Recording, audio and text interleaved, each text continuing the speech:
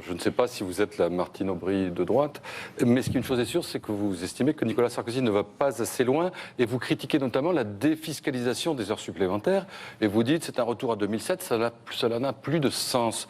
Mais vous l'avez fait en 2007. Pourquoi ça n'aurait plus de sens aujourd'hui? Il faut bien comprendre que marier la défiscalisation des heures supplémentaires et la libre négociation sur le temps de travail dans les entreprises, ça ne peut pas fonctionner. Parce que si les heures supplémentaires sont défiscalisées, on voit assez mal pourquoi il y aurait besoin d'accords pour augmenter le temps de travail dans les entreprises.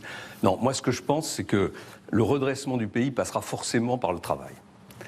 Ce que je propose, c'est pas inhumain, ça consiste à revenir à la solution de 2000, qui d'ailleurs ne faisait l'objet d'aucune critique. Et les salariés ne défilaient pas pour demander les 35 heures. Les 35 heures ont été inventés parce que la gauche a pensé que c'était une solution pour réduire le chômage.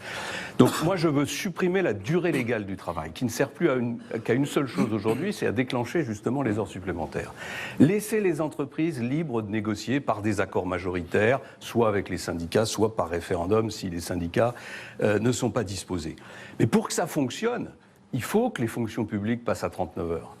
Parce que si les fonctions publiques ne passent pas à 39 heures, alors la référence restera 35 heures, il n'y aura pas d'accord dans les entreprises, et tout ça aura été un coup d'épée dans le... Vous dites pas de limite du temps de travail, mais jusqu'où ça peut aller? Il existe des limites européennes. Aujourd'hui, personne ne pense qu'on négociera des accords au-dessus de 40 heures, 39 heures, 40 heures. Il y a beaucoup d'entreprises où on travaille déjà 40 heures, 41 heures. Simplement, ce sera plus facile de le négocier. Et j'ajoute que, tout à l'heure, Nathalie Kosciusko-Morizet disait tout ça, c'est des vieux débats. Si on passe à la liberté complète de négociation des conditions de travail dans l'entreprise par des accords majoritaires, y compris sur l'année, eh bien, c'est au contraire une révolution qui permettra de répondre à une partie des demandes de la nouvelle économie.